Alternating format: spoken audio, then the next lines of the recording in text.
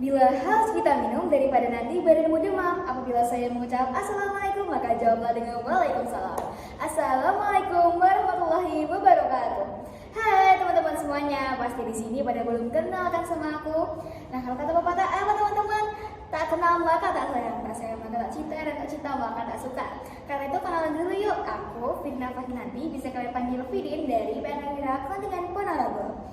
Di sini kalian sudah bisa membaca lah ya. Kalau misalnya ini kalau misalnya ini tuh saya pertolongan pertama, jadi udah jelas ya di sini aku mau mempresentasikan tentang bidang apa. Jadi kita sebelum masuk ke materinya lebih dalam, mungkin kita mulai dari basic-basic dulu lah ya. Apa sih pengertian dari pertolongan pertama itu? Jadi, pertolongan pertama merupakan pemberian pertolongan segera kepada penderita sakit atau cedera yang membutuhkan penanganan medis dasar. Sedangkan medis dasar sendiri merupakan ilmu kedokteran yang dimiliki oleh awam ataupun awam yang terlatih secara khusus. Kemudian poin yang kedua yaitu tujuan. Untuk apa sih pertolongan pertama yang dilakukan? Jadi tujuannya itu ada 3, yaitu yang pertama menyelamatkan jiwa penderita, yang kedua mencegah cacat, yang ketiga memberikan rasa nyaman dan menunjang proses penyembuhan. Kemudian yang perlu kita ingat-ingat nih, kita garis bawahi, kalau misalnya penolong itu punya kewajiban untuk mengutamakan keselamatan diri sendiri dahulu. Jadi utamakan keselamatan diri sendiri baru keselamatan korban. Jadi apa sih upaya yang bisa kita lakukan untuk menjaga keselamatan diri sendiri? Salah satu upaya yang bisa kita lakukan adalah menggunakan APD ataupun alat perlindungan diri. Jadi alat perlindungan diri ini bisa menjaga kita dari tertularnya penyakit dari korban. Perlu kita ingat-ingat juga ya, kalau misalnya segala cairan yang dikeluarkan dari korban itu bisa berpotensi menularkan penyakit. Contohnya mungkin darah, kemudian air liur ataupun lendir dan sebagainya. APD ini ada 5 teman-teman. Yang pertama sarung tangan lateks, masker penolong, kacamata pelindung, masker resusitasi, dan juga helm. Mungkin kalau misalnya pertolongan pertama secara garis besar segitu dulu ya. Terus aku mau lanjut nih, kalau misalnya pertolongan pertama ini kalian pasti nggak asing sama yang namanya luka-luka gitu ya. Pasti kan umum terjadi kalau misalnya di bidang pertolongan pertama ini.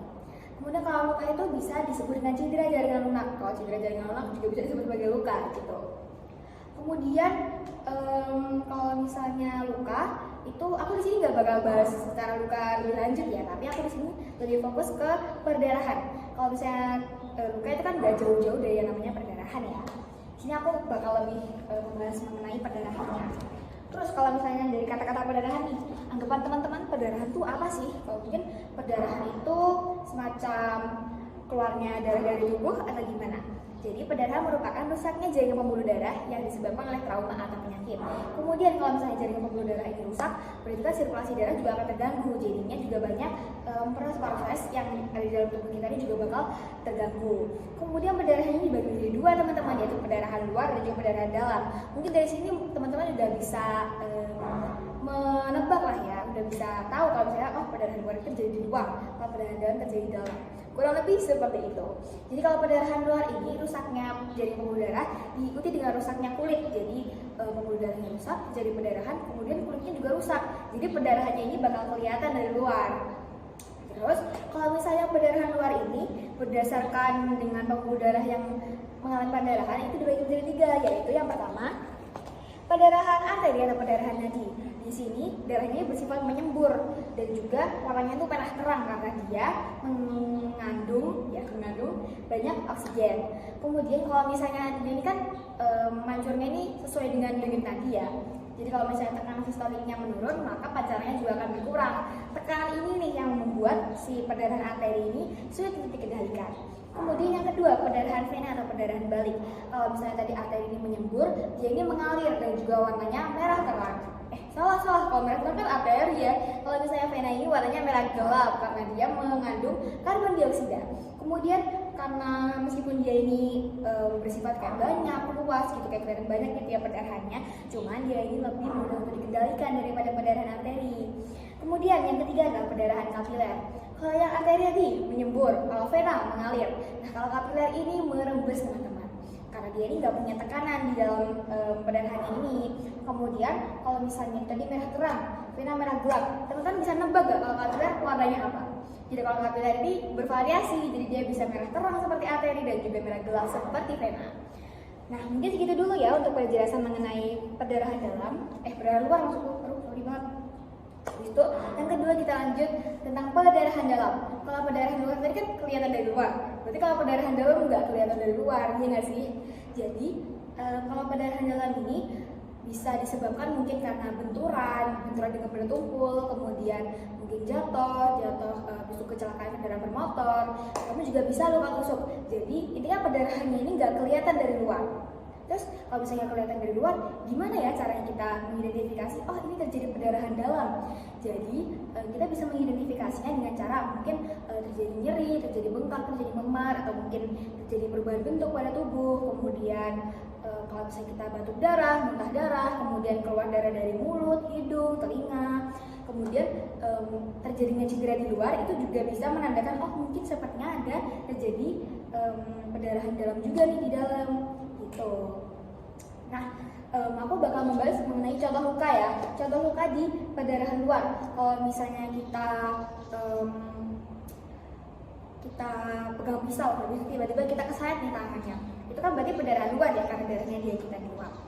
Di sini aku bakal contohinnya gimana cara menangani luka sayat, tapi di sini aku pakai botol aja nggak apa-apa ya, karena di sini kan aku sendirian, jadi aku pakai alat peraga aja botol yang ada. Habis itu yang kita butuhkan adalah perban, satu perban aja nggak apa-apa. Habis itu kita ini pokoknya pastiin kita nih pakai APD ya, jadi kita nggak bakal tertular dari kuman-kuman ataupun segala hal yang ada di luka ini kan nanti ya. Terus kalau misalnya kita nggak pakai APD juga, kita juga bisa tangan kita kan nggak tahu ini kotor atau gimana. Jadi ya kita intinya saling menjaga aja. Kemudian yang pertama kita lakukan adalah ini misalnya yang terkena sayat ya. Itu pertama kita posisikan perbannya seperti ini, kemudian yang ujung ini ditaruh di bawah seperti ini, habis itu miring, jadi dia nggak lurus gini tapi miring. Habis itu kita putar sekali aja dulu. Habis itu ini yang bawah ini kita naikin ke atas. Habis itu kita putar lagi sekali. Setelah kita putar sekali ini, kita untuk putaran selanjutnya kita naikin ke atas ya, kita naikin ke atas. Itu putaran selanjutnya kita naikin ke bawah, apa ada yang naikin ke bawah, turun ke bawah maksudnya, jadi seperti ini. Habis itu setelah yang ke bawah kita naikin ke atas lagi, jadi kita naikin ke bawah atau turun ke bawah lagi. Jadi kayak kalian udah paham kan maksudnya, jadi ini menyilang gitu loh, tuh kayak gitu menyilang. Jadi terus kalau misalnya udah mau habis kayak gini, berarti ini waktunya untuk ikat. Terus kalian juga harus ingat kalau misalnya ikatnya itu harus kenceng. Kalau misalnya nggak kenceng kan nanti bisa copot, bahaya ya. Ya pokoknya harus kenceng. Terus pokoknya jangan sampai ada yang kayak gini nih. Kalau bisa, sebisa mungkin ini tuh diselipin ke bagian-bagian yang lain. Jadi nggak boleh kalau misalnya ada sisa-sisa perban yang menjuntai gitu, nggak boleh. Jadi kayak gini ya, kurang lebih hasilnya menyilang gitu. Nah, kita balik lagi ke perdarahan ya. Kalau misalnya perdarahan tadi kan mengganggu sirkulasi darah. Kalau misalnya sirkulasi darah terganggu, itu kira-kira ada efek samping apa lagi ya? Jadi kita bisa mengalami shock loh teman-teman kalau misalnya sirkulasi darah kita ini nggak berfungsi dengan lancar. Di sini aku mau bahas tentang shock juga ya sekalian. Jadi shock itu apa sih? Shock itu terjadi karena sirkulasi darah kita tadi yang nggak lancar. Jadi organ vital kita ini tidak menerima darah-darah yang seharusnya mereka terima, darah-darah yang berisi oksigen itu loh. Jadi gara-gara itu kita tuh jadi bisa mengalami shock. Jadi gimana ya cara kita mengidentifikasi tanda-tanda dan juga gejala shock? Jadi tanda-tanda shock itu bisa orang ini kulitnya pucat, kemudian hidungnya biru, mulutnya biru, kemudian pandangannya kosong. Kemudian kalau gejalanya mungkin si penderita ini mengalami mual, pusing, dan juga rasa ingin pingsan, kemudian pandangannya juga sudah hampa. Kemudian kenapa sih shock terjadi? Ya karena kita mungkin kekurangan darah, kemudian pembuluh darahnya ini melebar sehingga darahnya tidak bisa terisi.